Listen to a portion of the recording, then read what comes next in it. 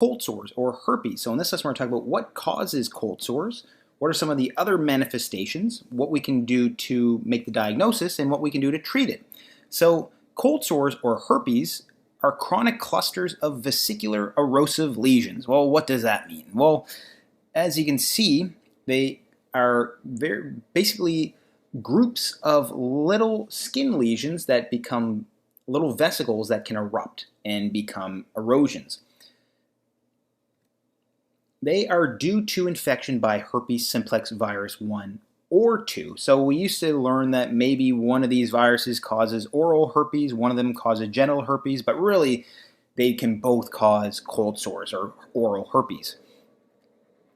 Now, the primary infection involving herpes simplex virus 1 or 2, there is a site of inoculation. So if someone comes into contact with someone else that is shedding the virus and there may be a break in the skin, that is the site of inoculation.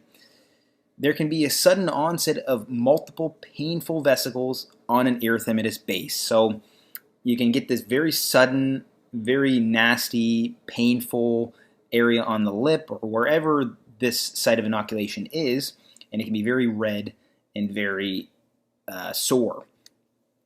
And the primary infection generally lasts for about 10 to 14 days. And it may have systemic symptoms. This can include fever or chills, malaise. You just may feel very under the weather with this.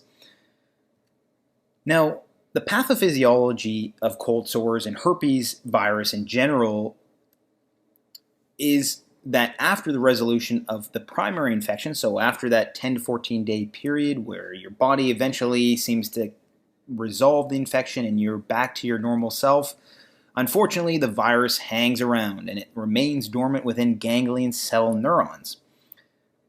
So they basically stay there, and what happens is, so the HSV or herpes simplex virus hangs around in ganglion cell neurons, and really your immune system basically keeps them in check and suppresses them and keeps them within the neuron, and you're not going to have any symptoms.